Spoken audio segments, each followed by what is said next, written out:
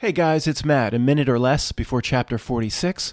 I'm going to try to get through all the remaining questions or my interpretation on these important issues so we can get to the half page, the final quote, half page next Tuesday. I'm going to do the short version and then expand on the half page. We'll talk about issues on the back end, so it's probably going to be an hour-long video. But the half page, it's up to about 3 pages now. But if all of reality can be jammed into 3 pages, that's a lot less than a comic book. Then you could still, I think I can still call it a half page. What do we do after that, Matt? I don't know. Sell pencils on the street corner or something. We'll see. But the Not Milk usually keeps us highly entertained. It throws issues at us, sometimes daily. Matt, aren't you going to talk about the recent celebrity death? No, I don't care to talk about that. I don't know where he went, or we're not the same place you and I are going, so who cares? Question: why is 666 the devil's number, or 666 being Satan's number? It's not the devil's number.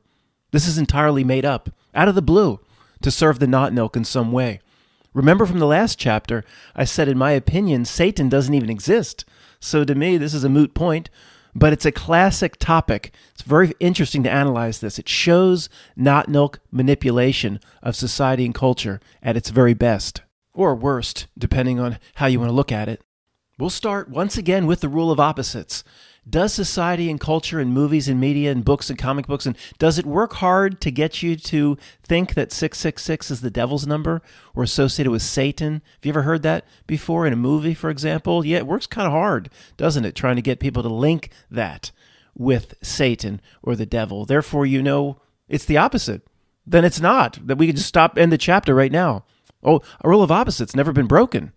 In the Bible, Revelation 13, verse 16 through 18, is the most misinterpreted few sentences, maybe of all time. The verse clearly says 666, as it's stated there in a different way, is the number of a man. It then links man to what it calls the beast, or a beast. Satan or Lucifer is not mentioned at all in the Bible verse. If Satan is not even mentioned, how the heck did 666 become the devil's number? How is it that theme travels through thousands of stories, books, TV shows, movies, different forms of media over time? Obviously, because that's what the Not Milk wants people to believe. It's that simple. Rule of opposites. In a way, it's similar to the book of Genesis, where it just says a serpent tempted Adam and Eve. It doesn't say anything about Satan, Lucifer. Wrong to just imply. Can't just assume. It says a serpent. Doesn't say what it is. Can't just get up there in your pulpit and it has to be you must take what it gives you. That is an interpretation, but don't proceed with your papacy for the next 400 years assuming that Genesis 1 is Satan or Lucifer when it's not even mentioned. Back to 666 in the book of Revelation. Again, there's no basis for the interpretation that society takes for that number, where everybody on the street, if you tap them on the shoulder, they'll say, oh, that's Satan's number. Why does everybody say that? One cannot just assume that beast must mean Satan. You can't do that.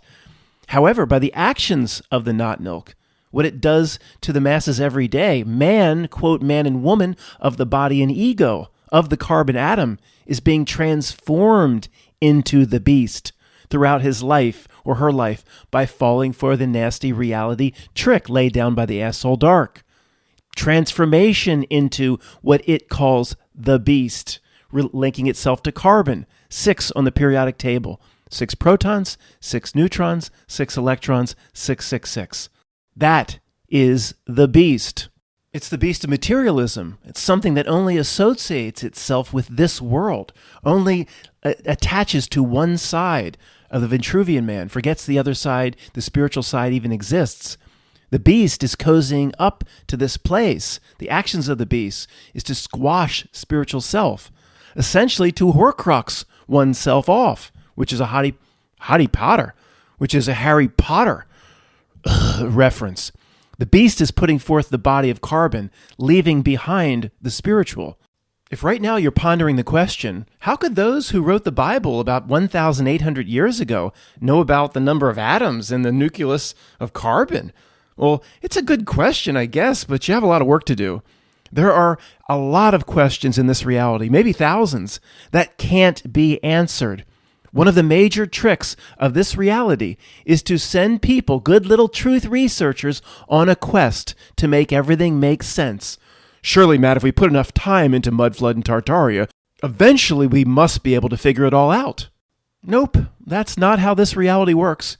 If you demand an answer to that or any other of its major mysteries, you're playing its game, playing right into its hands. Congratulations. Give me another example, Matt, along the same line. Okay, there's thousands. How could the ancients have known there's a hexagram storm, on the pole of Saturn? With the hexagram being the two-dimensional representation of a cube in its three-dimensional form. How could ancient people in loincloths have seen the pole of Saturn and adopted the cube? I mean, how is that even possible? Well, it's not. Stop trying to figure it out. To believe there's an answer to these types of questions, and worse, to go off and seek the answer by doing research, putting in effort, is falling for the reality trick. Regarding this particular mystery, many of you may remember seeing videos 10, 12 years ago. Something project or something put forth saying that, this is explainable because Saturn was the second sun and it was much closer. Come on, sir. It was much closer so that you could see that damn hexagram, and then now it's farther. And the Not-Nilk love those interpretations because it's a physical interpretation. And yes, Saturn is a planet, the way they described it, the way the man that said billions and billions, the way he and it was, I see, it was close, so they could look up in their loincloths. They could see that motherfucker. They could see the pole. And then I thought, 10, 12 years ago to me too, everything has, if we put in enough effort, we have to be able to figure it out. There has to be a logical explanation for everything. You come to a conclusion when you've studied reality long enough. There does not have to be a logical conclusion for any of these mysteries. It's just a mystery that exists, and it can't be figured out, and let it go.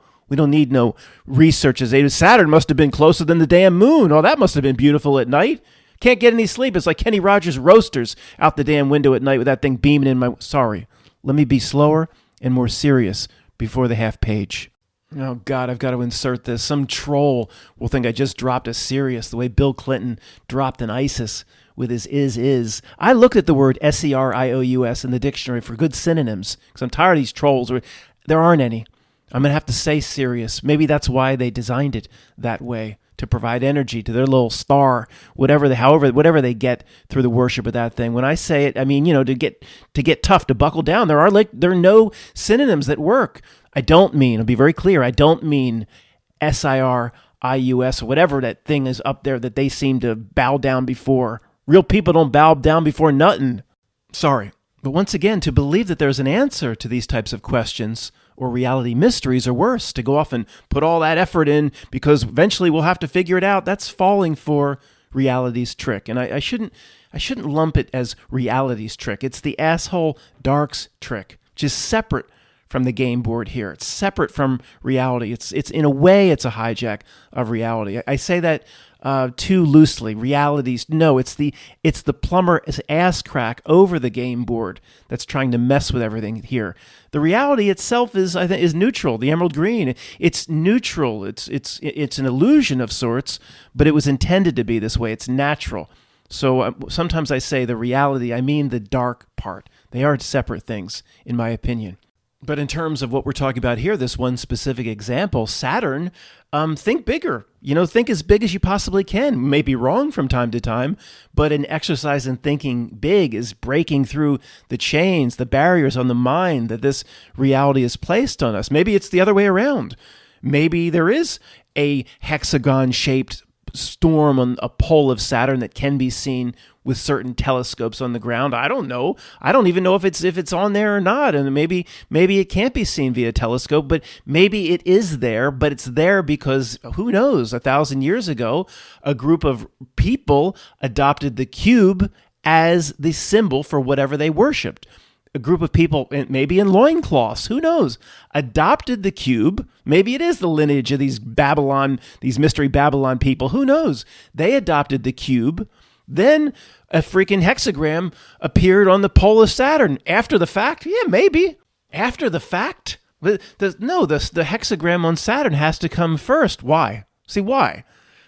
One argument here is completely nuts, but you know what? In this reality, one has no more merit than the other.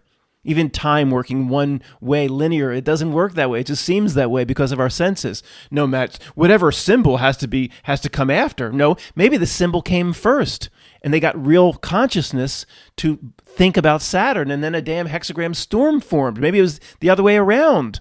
All right, you see what I mean? We're getting too much in the weeds here. Of course, I don't think no spaceship and a tuna can go up and land on any of these things. You know what I believe about who knows what these lights in the sky are. We'll never know. Just forget about it. I don't know what a Cassini Saturn probe is. But to me, the presentation is about as real as a pepperoni pizza with wings. So let's just move on. And remember, we got in the weeds a little bit here because somebody may say, regarding what we started talking about, why is 666 considered to be Satan's number or the devil's number? How could they have known, right? How could they have known thousands of years ago about the number of protons in the carbon nucleus? To ask that question is natural, but then to seek the answer, that is exactly what the Not Nilk wants. In this example and all the other examples we've talked about, you go off, you pack your backpack and go off to do your research. If it could laugh, I doubt it can laugh. If it could laugh, it'd be laughing its ass off. So that's it, Matt? That's your answer? That just broad brush, it can't be figured out and don't waste our time? Yeah, guess what? That's the answer. You don't want to buy that? Go waste your time. I'm noticing how reality itself operates. If you go off and pack your bag, you're falling for the trick and you're not noticing the basics. When we go back far enough and look down from 100,000 feet, we can see how it works as a whole. Go waste your time. Go ahead. Oh, that's a cop-out answer that it just can't be figured out. Believe what you want. There's a lot of BitChute videos waiting for you. Next question. Over the years, Matt, you've put forth the concept of mistakes on purpose, or the Not Nilk making mistakes on purpose. What exactly is that? On hundreds, if not thousands of occasions, the minions and creeps have actually made major mistakes on purpose inside one of their cake in a lake events in order to suck us in order to attract our attention. So we form a certain opinion about the event or whatever the presentation is, and then we are inclined to talk about it with our friends and family, but then put research and time and effort in terms of its examination. Basically, it's to get truthers to dive in and focus their consciousness and attention on one of its presentations. We know now it needs our attention. It needs the attention of real people. Maybe there's more real people in the Truth Research group than in any other group. It needs us looking at it.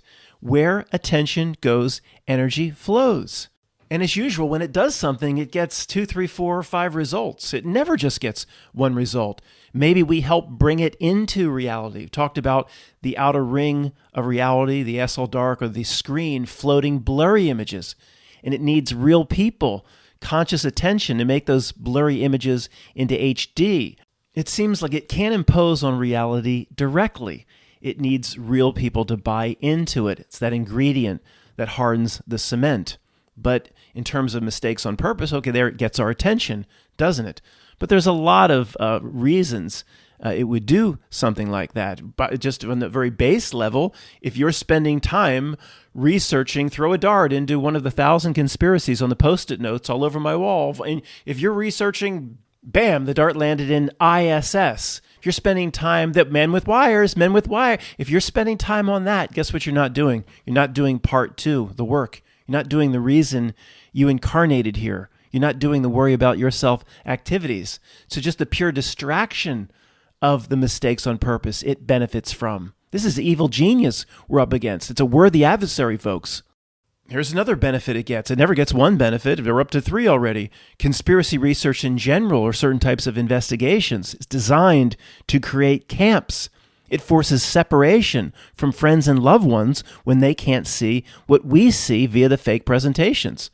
Camps, friction, energy, loosh, egregore lying back stroking itself. It benefits in everything we do. We've been so played, folks. It's finally time to stop being played, used, and abused. We have been so played by it over the years. We're just now starting to take our energy back and to start to win. I was as fooled and played as anybody. Sure I was. Now, the topic you remember is mistakes on purpose. And you know what my favorite one is? No, it's not the inflated tire. That is the one that's most well known, and I've mentioned the most, but not my favorite. Oh, my favorite, without a doubt, is the Robbie Captain Hook movie with Robin Williams. That is, without a doubt, Matt. That was no mistake it was a mistake on purpose. Oh yeah, CNN. He comes out the day after, just lost a first grader. I'm not going to do it. I'm not. But a mistake on purpose. Oh, CNN just had to show it live, didn't they? Oh, like the whole thing is a big coordinated set. If his presentation wasn't believable, like reshoot, bring him back for reshoot. I mean, they didn't have to air that. I mean, come on. It had to be aired. They did have to air it because it's a mistake on purpose. Somebody would say, well, Matt, the presentation by contract here can't be very believable, has to be ridiculous, so real people have the opportunity to notice and reject it. That's also a potential to leave on the table. Again, a lot. Now we're up to 4 things, and if we could do this for the rest of the video. 5, 6, 7 things sometimes it gets out of one presentation. But my favorite, without a doubt, we should have known better. Within 10 minutes, we should have gone, well, CNN didn't have to air that.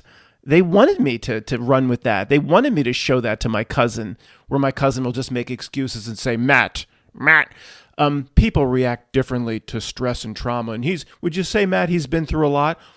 Well, if it's not even real, but okay, if it's real, he's been through a lot. Well, Matt, give him a break then. Who knows the flood of emotions they rationalize it.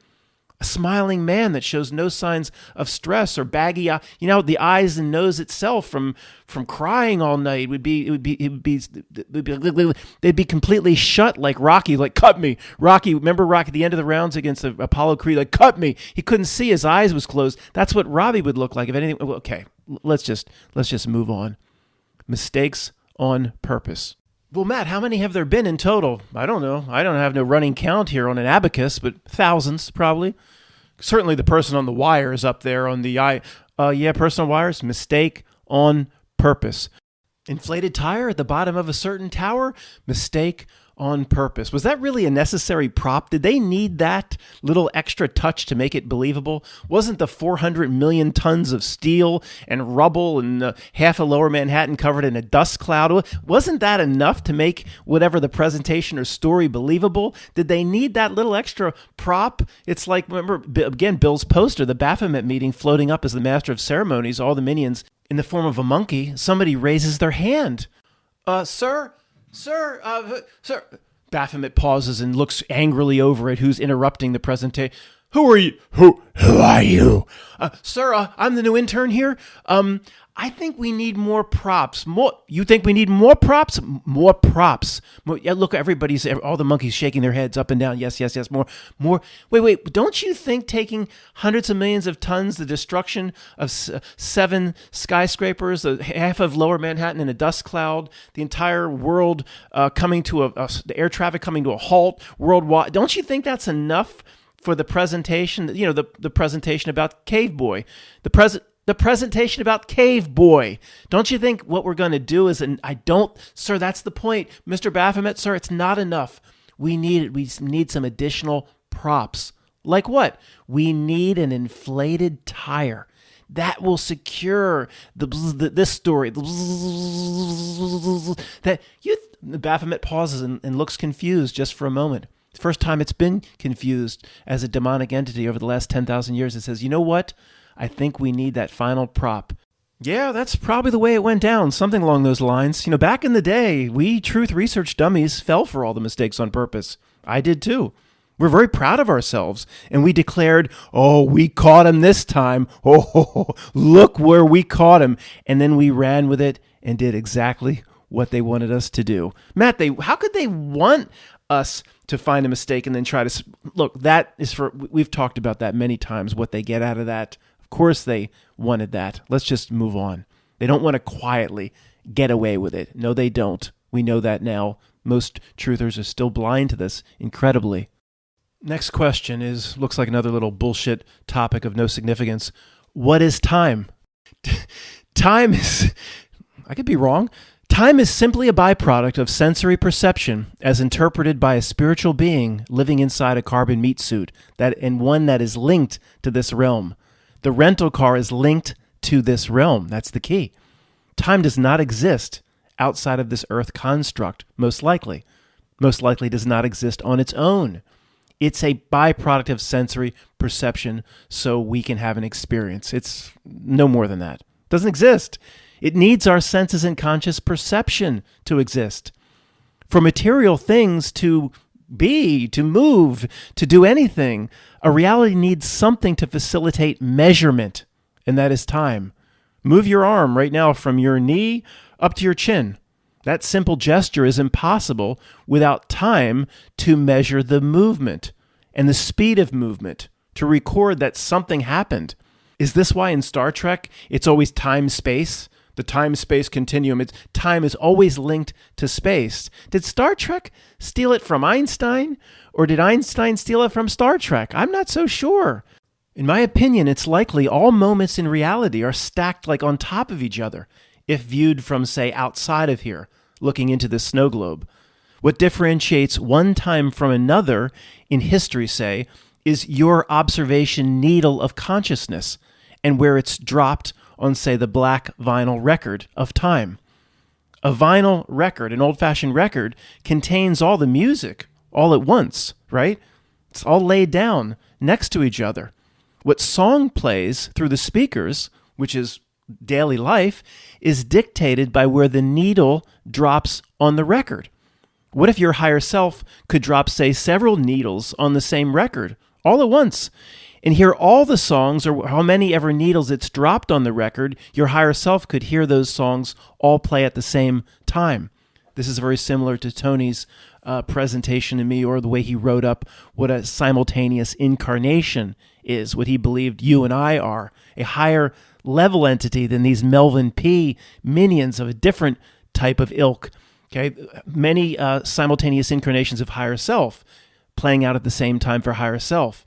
Multiple needles on the same record, where each song, each needle is, of course, ignorant of the others. You would be one needle on the record, for example. Each individual person in a reality system, or each record needle, doesn't understand that other songs potentially are playing at the same time. So to us, we're playing a certain song, whatever, it's song 4 on side A, whatever it may be. The Civil War, to us, oh, that's a long time ago. Well, maybe not.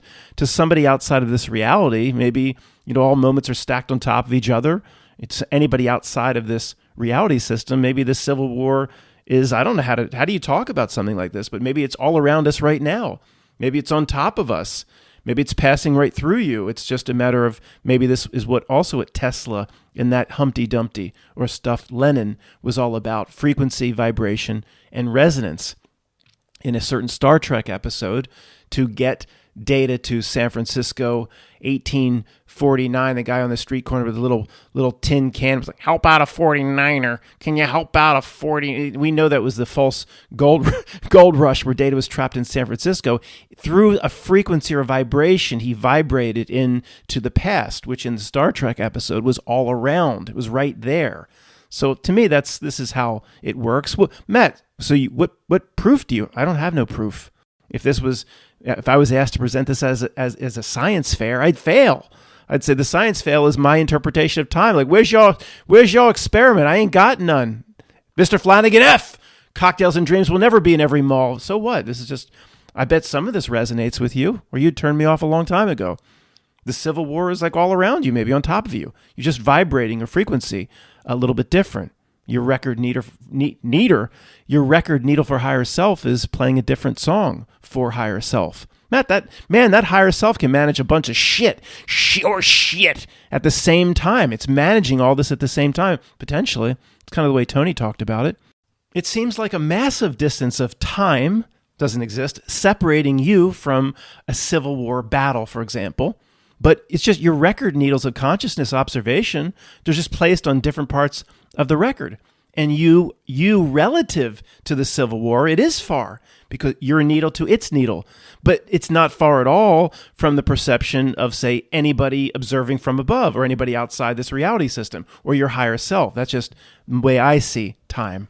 The old black vinyl record example can be used again to kind of demonstrate what I'm saying. I have no idea if what I'm saying resonates with you, makes perfect sense, or is the craziest bunch of horse shit anybody's. I have no idea, but I'm not re-recording. This is the way I see time. I guess it was so crazy, again, you would have tuned me out a long time ago. Let's just say there was a record player that actually had 2 arms and 2 needles. So you could play 2 songs at once? That wouldn't make no sense. Okay, just go with it. Yeah. So it is possible that could be manufactured. It sounds like hell, right? Playing 2 songs at once, but it's possible somebody could make that. Okay, on the record, side A, we're song 5, say. We'll keep using the Civil War. Civil War is song 1 on side A. So, of course, our needle is playing now. You're living your life out in what we call 2024, as am I. Our song is playing. Of course, we all we can comprehend while our song is playing, all we can hear is our song. But again, what if there could be, it is possible to make a record player with 2 arms and 2 needles, or 3 or 4. Just drop 1. So from our perspective, song 1, we're song 5, is that Civil War song is so far. We're these tiny little things in the grooves or whatever. It's so far away, 1860 or whatever. But from the perspective of who's operating the record player, they just throw 2 needles and 2 arms down on 2 different songs and have them play at the same time.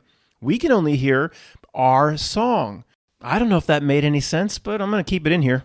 If there's any truth or accuracy to this, at least seeing time in this way makes it easier to comprehend a concept or to accept something like retrocausality, where a massive event like the job application submitted across from Peter Stuyvesant High School in 2001 has a massive effect not on the future, not only on the future, but ripples back through the past as well, retrocausality.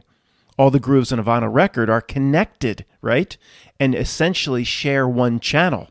The now, if everything is connected, can certainly affect the past if you see time in a certain way. It's the limitation of the body and the dumbed down senses, the governed off mind. It makes us biased in terms of the way we see time and the direction it flows. We only take in 1% of the information in these senses, which we like to remind ourselves. I mean, how can you possibly think everything can be figured out taking in less than 1%? What if anything we bought just did 1% of what it could do?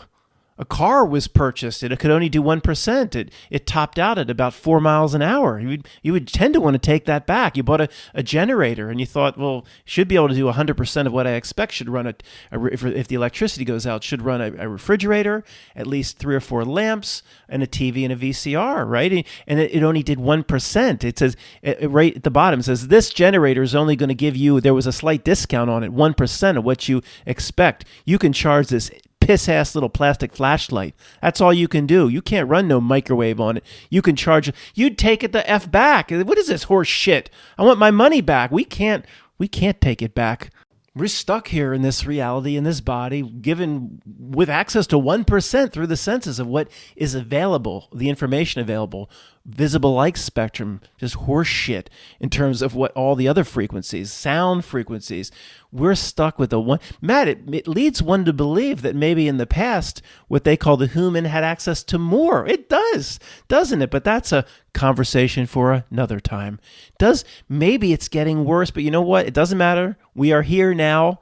And we will, stroke yourself. Love your 1%. It's okay, 1%er. I love my 1%. And I'm going to do the best I can interpreting big subjects like time using 1% in a governed down brain.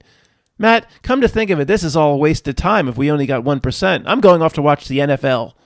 By the way, just a little story to wrap up this section on time. Have you seen the movie with Anthony whatever? He's that Hawk thing from Marvel that flies around with the wings or something, or he's the new Captain America, whatever. Synchronic? Is it called Synchronic? Time travel is never presented in any believable form in a movie. You just take this drug or something and you can morph into the 1800s or go back in time for a limited amount of time. Well, anyway, how they sort of explain time travel, let me back up a second. I don't know when I wrote the book. It's a fiction book, Quantum of Conscience. It's about people, but first off, by the way, my last royalty amount, 6 cents. So this gives you an idea of the massive amount of money that I make on Quantum of Conscience. Now, I've never seen one lower. The last one from one of these services, Quick Reads, or I forget what it is. It's Smashwords. One of the partners for Smashwords sent 6 cents into my. Anyway, I wrote that, and people buy that thinking it's this truth stuff. It's a fiction book about college kids' dream experiment and lucid dreaming. And people have gotten upset at me. Well, it's in the description. I mean, read a sentence of the description on Amazon before you buy it, whatever. Anyway, maybe I wrote it, I don't know, 10 years ago. I have no idea at this point. I don't even remember the characters' names. It's been so long. But but I do remember when he goes into a trance, he comes out of a trance, this character, Adrian. I'm not pushing the book, guys. Really, okay? Please. This book is ancient history for me. But there's a part... He explains time travel, and there's some of these lucid dream experiments get into time travel of sorts using the record needle example, basically what we just talked about. This Adrian comes out of a trance. He explains how time is false. I almost went into a trance of some kind writing this. I thought, where did all this come from? I wasn't into truth in the same way. I didn't see reality the same way, although I was investigating the big job application and all the things we were investigating 10 years ago. But literally, I wrote this down like it was almost like some sort of truth was flowing out. Like, where did this come from? Anyway, Synchronic, 2019, the exact same presentation. The guy explains time travel. He says, do you have a record? Pulls a record out. Matt, isn't it a little arrogant to say the movie Synchronic stole it from your... Look, it's possible somebody else could use the record example for time. I wrote this book a long time ago. If they needed ideas, they would just search the internet, pull up books on time travel, and their bots would scan. I don't know, but it's exactly... Synchronic is exactly the way I presented in the fiction book, Quantum of Conscience. Well, Matt, you need to fight for your Look, I don't know. Who cares if they stole it? Well, it doesn't matter. I'm flattered if they did. Who cares? The next question is 2 parts on the Mandela effect. Oh, the triggered. I think people. Oh, hell no! Matt, put a time stamp. I'm gonna skip over this. Okay, it won't be. I'm not even gonna read these 2. I'm gonna just talk through the 2 parts, and you can do it. Come on. Even though if you're not Mandela affected, it's okay. We all bring different things to the table. Oh, it's a psyop. Yeah, I'm just going to present this 2-part question because I've fallen for this psyop. Then we'll go on to the next topic of interest. Matt, are you Mandela affected? Yes, big time. I would consider to be 5, quote, anchor effects. An anchor effect, in my definition, it's something I tried to get the Mandela effect community to adopt years ago, and I never really did. I'm a little hurt, but it's something you're so sure that it's 100%. For example, my favorite example, do you know your mother's first name? Right now, do you know whether she's alive or dead? Do you know your mother's first name? Well, if let's say she's alive, she herself told you it was now Janet, and her birth certificate reflected Janet, and would you have a strong? Would you say, I must have gotten that wrong the first 40 years? No, you would know your mother's first name. It's that strong. Okay. It's close to that. Okay, maybe an anchor effect is very, very close to that. This is trivial to you, but there's another one that's not so trivial. I'll present the 2 that affect me, and I have other anchor effects. Interview with a Vampire, the movie. I know 100%. Not I'm pretty sure, not 99, not 100%. It was called Interview with a Vampire, not The Vampire. Oh, that's all. Here we go with the trivia. That's all trivial horse shit. Is Australia moving 1,000 miles north trivial? To me, when I look at a map, first when people floated the Australia Mandela effect, I go, wait, no way, wait. I had a globe in the house. Oh my God. You had a globe? Oh my God, I knew he was one of those people. It was given to me years ago. I don't have it anymore. It was one of those, each country was like a different stone, like sandstone and turquoise. You've seen that. Fool's gold or pyrite, you've seen that. There was big, maybe 20 years ago. Somebody gave it to me, and I went and I looked, and my little sandstone cutout of Australia was all smushed up into Indonesia, all smushed up. And I went, no, wait, no freaking way. It looks, to those that have the Australia Mandela effect, it looks ridiculous. It's just ridiculous. I can't tell you how many times bored I stared at the maps and the stuff in the 8th grade and 9th grade and 10th grade, 11th, whatever, just staring at the maps. And that Australia was so far down by itself, the land down under. Now it's on the same latitude as Brazil. That makes sense. But you can't justify it. Right now people are screaming at me going, well, I live in Australia and I can assure you, Matt, it hasn't moved. You don't understand the Mandela effect. Right? There's people that are highly Mandela affected that don't even, to this day, they don't even know how to talk about it. They're highly affected and they still don't understand that there is no change. There is no date of change. There are residuals, which makes the matter even more confusing.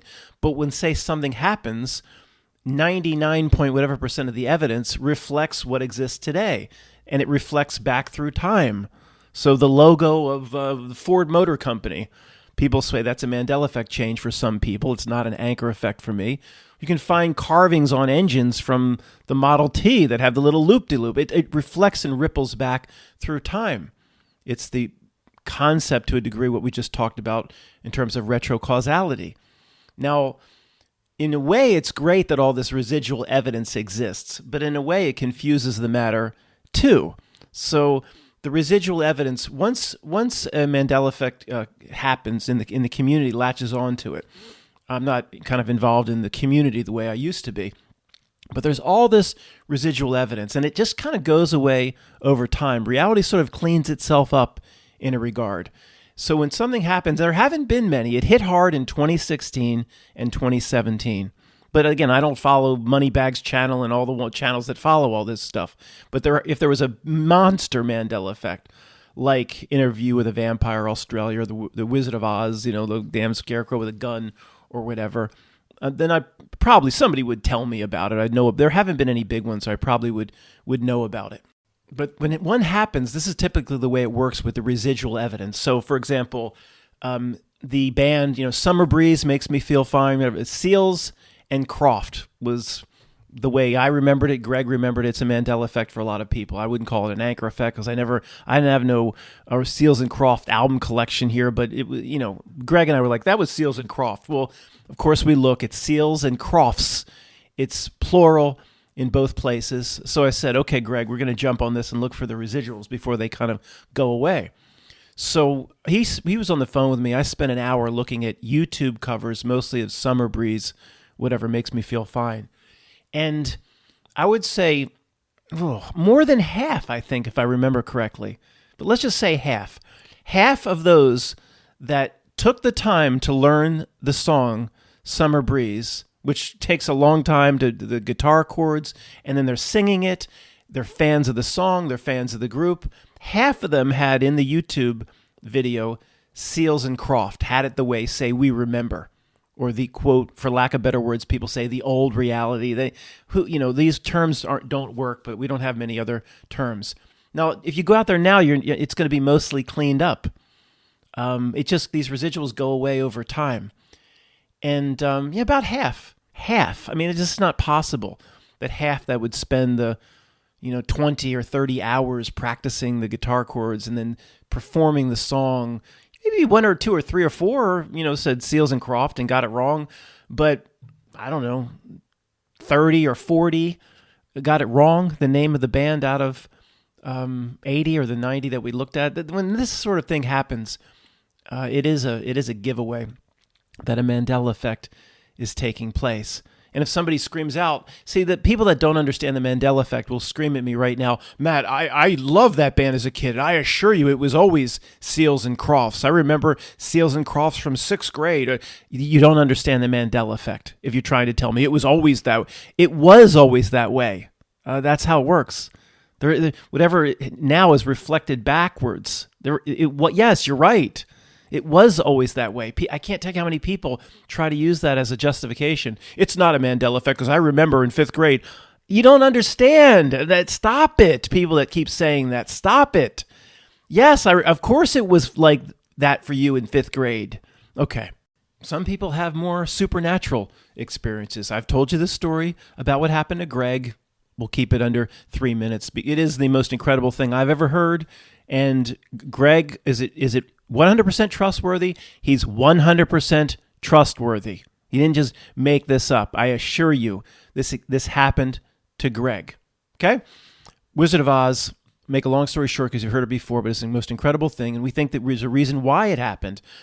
He was big on making, loves Pink Floyd. He would do his own version of Dark Side of the Rainbow, where he would set, again, it exists all over YouTube now, but he did it years ago. He would set The Wizard of Oz, when do you start the Dark Side of the Moon playing, when the Wizard of Oz, and how they link up, you know, Dark Side of the Rainbow, how the Dark Side of the Moon, Pink Floyd matches up.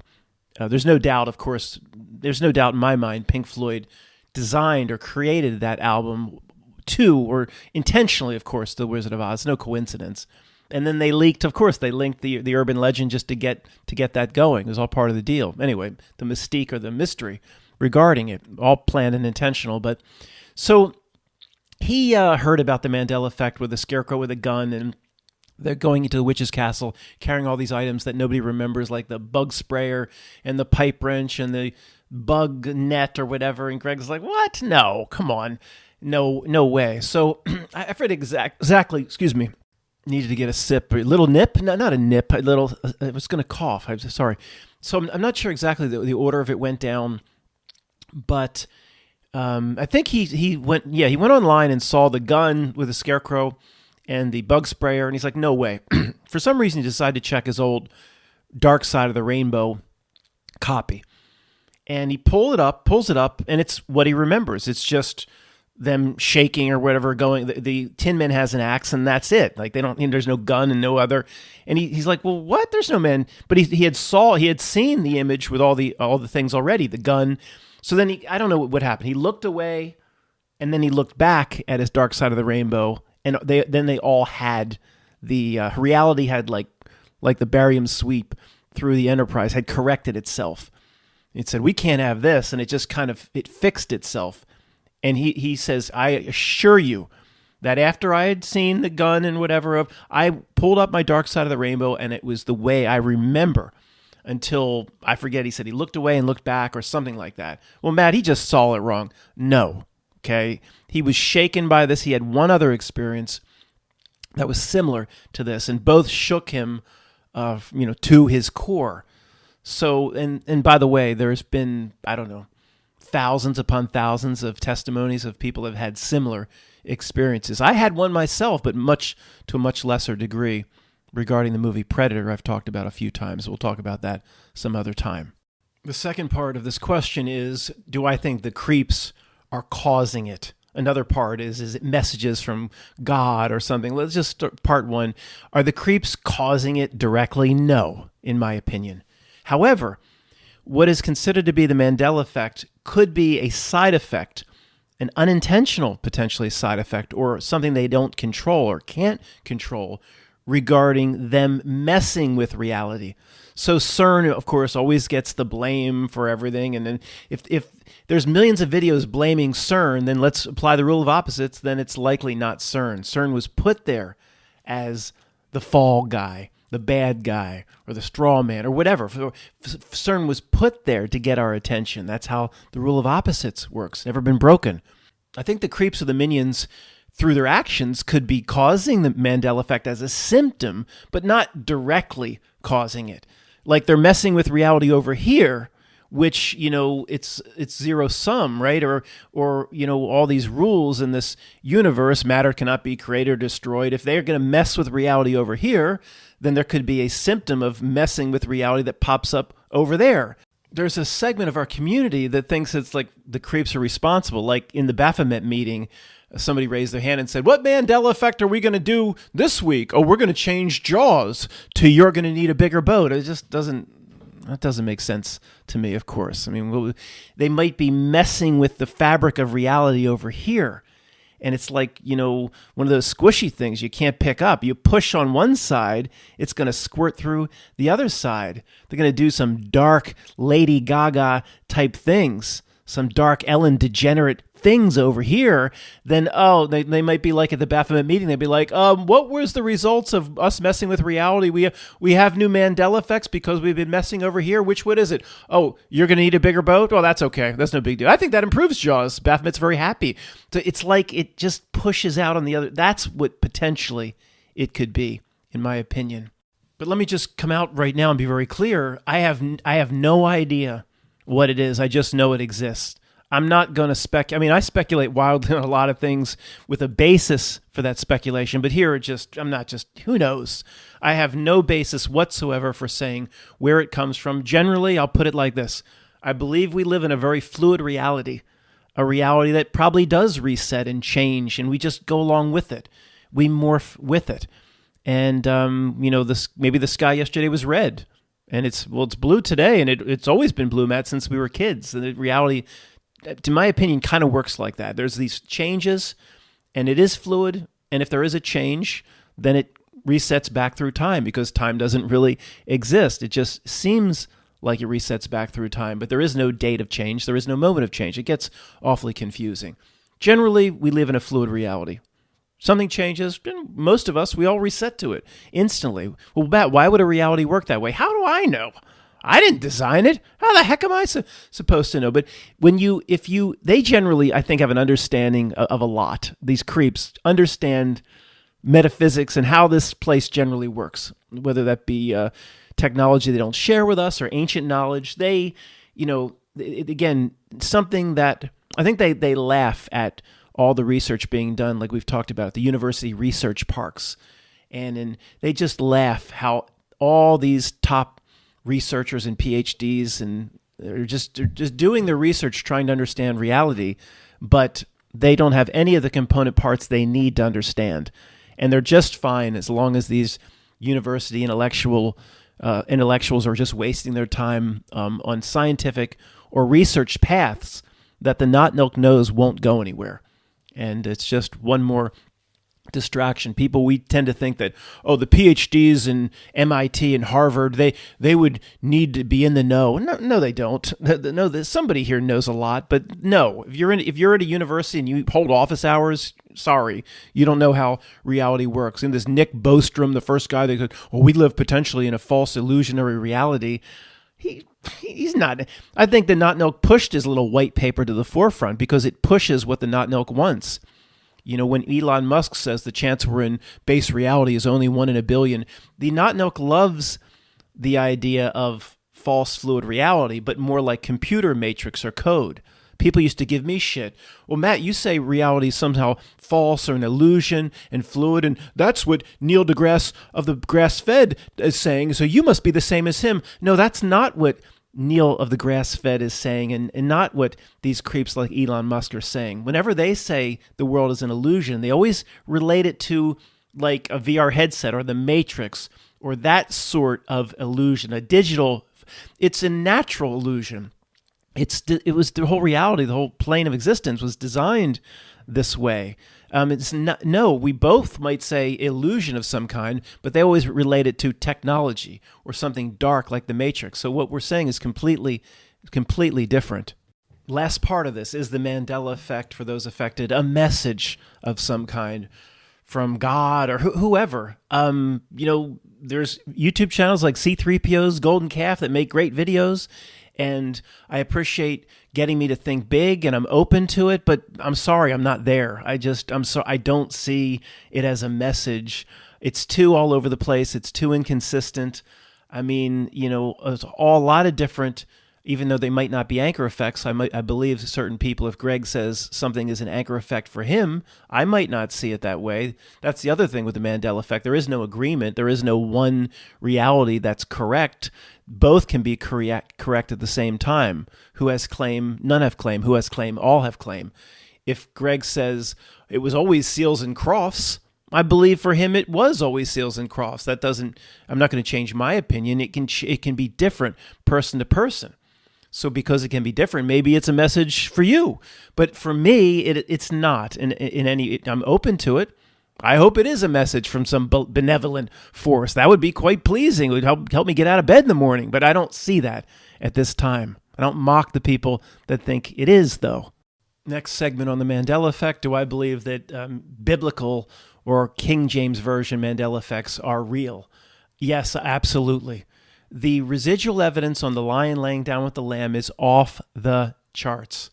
I don't understand why even somebody that's not Mandela affected, you could almost say or come to the conclusion that you understand the Mandela effect if you're not affected because you see the amount of residuals. For example, somebody might say, I always remember the wolf lying down with the lamb. But somebody that's reasonable would say, but it doesn't make any sense. While there's 1,000 paintings, if you all art, sculpture, references in movies, like 1,000 things people have uncovered over many years that show the lion laying down with the lamb.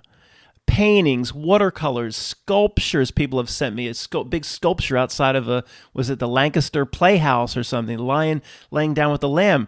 There's no reason for it. It doesn't exist in the Bible. But you have a whole millions of people that say that's what they remember. So, I mean, the residual for lion and lamb is so large. What if every single overpass, as you drove I-95 from Boston to Florida, every single one had a picture of a lion in some way laying with a lamb? Would you say the Mandela effect then is some ridiculous psyop? At some point, bad example, but at some point, the residuals, it's so much residual, thousands and thousands of examples. I don't understand how. It's almost like a download of sort. The people that hate the Mandela effect, it doesn't matter if you had 1 million examples or 1 million residuals, they would still just go psyop, and they would still just find a way to not.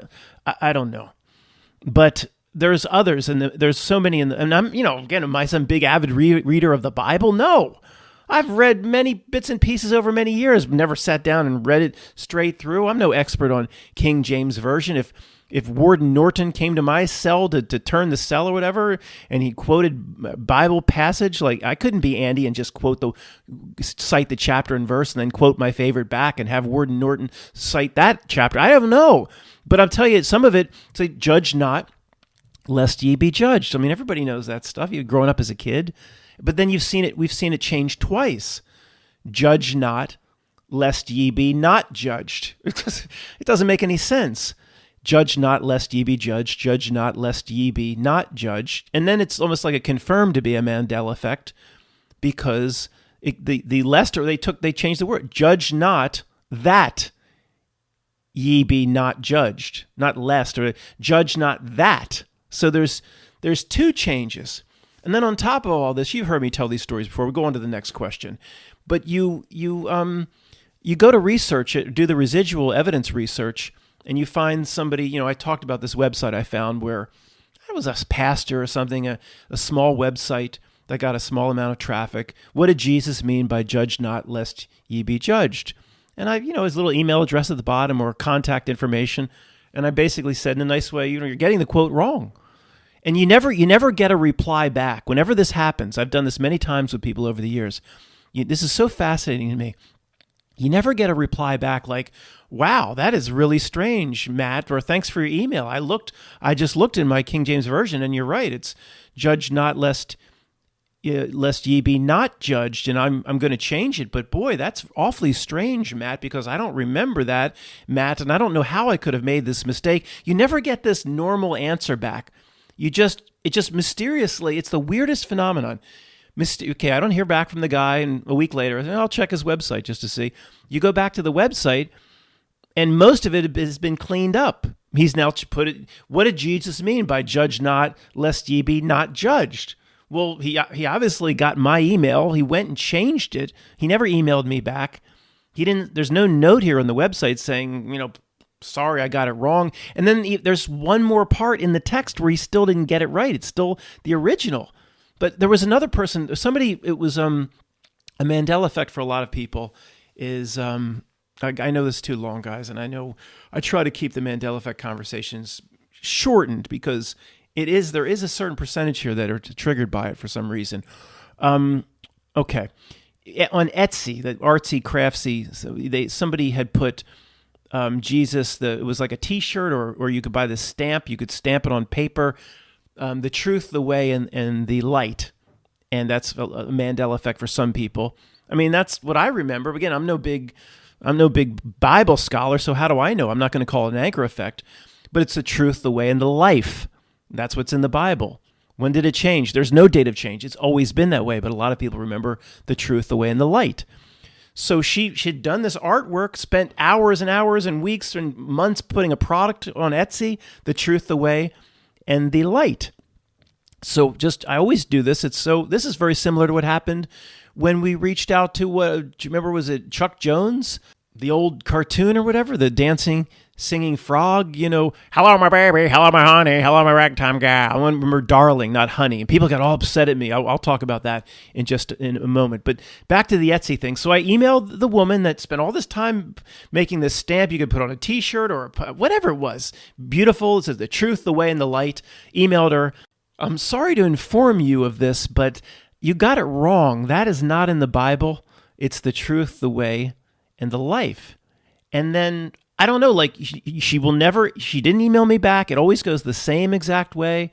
She doesn't email me back. Like, that is so strange. There's no way I would have produced this artwork without, I just looked in my Bible, Matt, and you're right. It's the truth, the way, and the life. But then you'll go back to Etsy and all of a sudden the product will just have disappeared.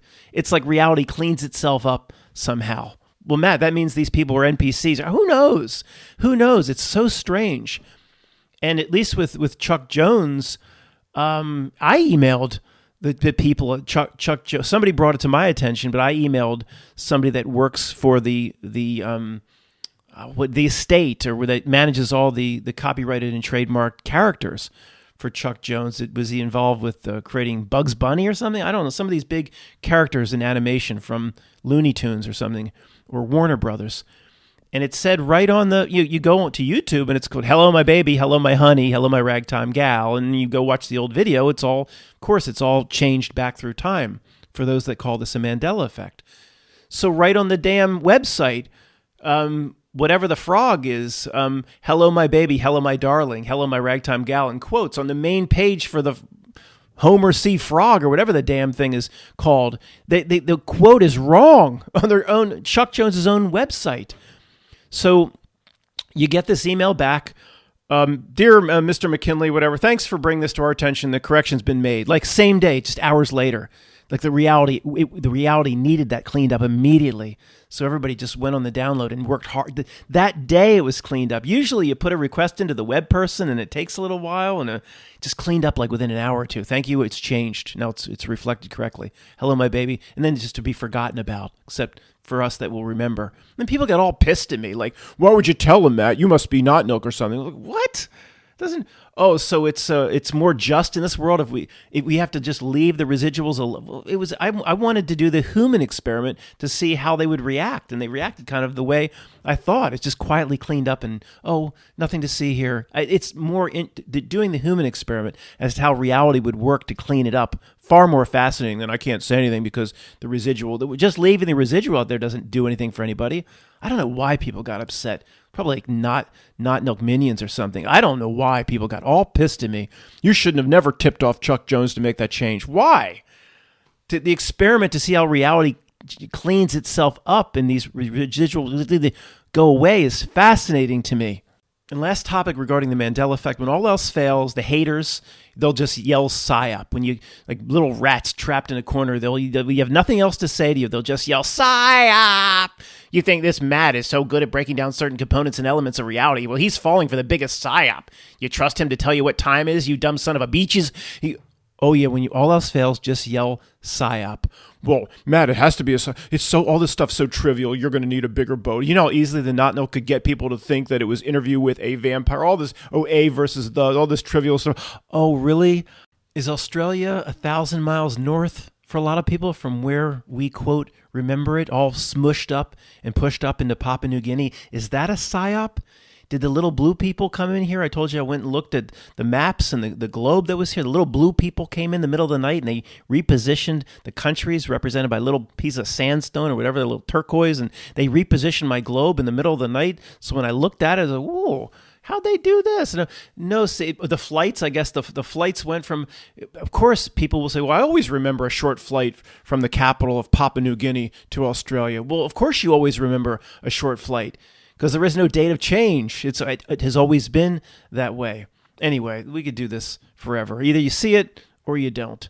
If you don't see it, that doesn't mean you're not a good little truther, and we all bring different things to the table. Like I've said, certain people in this community can see like auras and see different things, or travel out of body, or talk to like certain individuals here, like Michael, like I'm going to talk to the dead, or people bring different things. I can't talk to the dead, or I can't go see if what's happening on the other side, or I can't, guess what? I can't do that. That doesn't mean I don't have the confidence that I bring certain perceptions and good things to the table. We all bring things to the table. I don't see auras. Doesn't mean that everybody that in this community that sees or reads people, oh, that can't possibly be true. Why? Because I can't do it. Matt can't do it. So what if you're not Mandela affected? So the reality's fluid. You slide with it a little bit more easily maybe than I do. Or so what? You see through the Robbie Bibby Bobby stuff. You see through the 7-Eleven job application. You have other things. We all bring different things to the table. No, just because you don't see it, I don't have to scream, "Psyop!" And I'm tired of that horse shit. There are a lot of map issues regarding the Mandela effect that really, I can't call them anchors, but really do look ridiculous to me. And guys, I'm going to end this here. I mean, I think there's 3 more questions, but see, I guarantee, I don't know, 5 to 10% of people like just tuned out once we started talking a lot about the Mandela effect. So if I have what are considered to be important questions, one about the magenta and some things coming up, they will already tune me out. So I need to do it in a separate. I'll probably do it. I still want to do the final quote half page next Tuesday. I'll finish up with the final questions tomorrow maybe, or I don't know. If this maybe not tomorrow, but definitely Thursday or Friday. We'll do more questions as one of the videos leading up to Sunday's Free Voice, and then we can still stay on schedule for Tuesday to do the final half page next Tuesday. And I wanted to talk about some other map issues for those that still want to hang out for a few more minutes. There's a lot of people that are Mandela affected they look at the map and the globe and it just looks, again, the people that scream PSYOP say, Matt, you don't think they could change Google Maps? Well, of course they could change Google Maps and anything on the internet. But like we said, I just walked down my hall and the physical map had changed. That's a little different, right? I'm not just relying on what can be presented on the internet, of course. So, but when they do present something in Google Maps, it looks ridiculous. Again, you can go to the map you had on your wall for the last 20 years, and that will have changed. Of course, there's other than the residuals, everything quote changes when there is no actual date of change. Cuba being as ridiculous as large as it is ridiculous to me and many people. Cuba's this just gigantic. I mean, it's the size of Florida, and from the western tip of Cuba, looks like it's possible to sail to Mexico in, I don't know. I mean, just a 4 or 5 hour, 3 hour tour of just a small sailboat. I don't know, all day sail to Mexico from Cuba. Like we could leave in, the Miami Vice speedboat presented in the movie with Colin Farrell or whatever. They could take the speedboat they did take the speedboat from Miami to Cuba, but they could take the speedboat from the western part of Cuba to Mexico in 2.5 hours. Cuba blocks in the entire Gulf of Mexico. It just doesn't make sense. It looks funny. I'm going to end this now, guys, but there are a lot of map issues that just look funny to people, or that people are sure that they're Mandela effects. And the one thing they all have in common, I've never seen this go the other way, is it's always smushed. There's no room anymore. For example, Australia smushed up to Papua New Guinea. It is, I think, just from the outer islands that are considered Australia, there's a certain barrier islands or whatever that go up 70 to 90 miles to Papua New Guinea. You could literally row it in a day if the current was with you. You could row it. You could row to Australia. Now, whether you're Mandela affected or not, does that sound normal to you? The land down under, you could row it. The land down under is on the same latitude as Brazil. That ain't down under at all. So there's all sorts of things, but Australia's the big one for me. You never get one there. Again, the Mandela effect is always so subtle, though. You never get like Alaska off the tip of Venezuela. Something obvious where we just know, it's always subtle. Well, Matt, because it's so subtle, it means it didn't happen. Okay, yeah, sure, I hear you. It's easy to use that against me, of course. I'm not going to lie and say that's not a major argument. If I was taking a podium against somebody, and how futile would that be?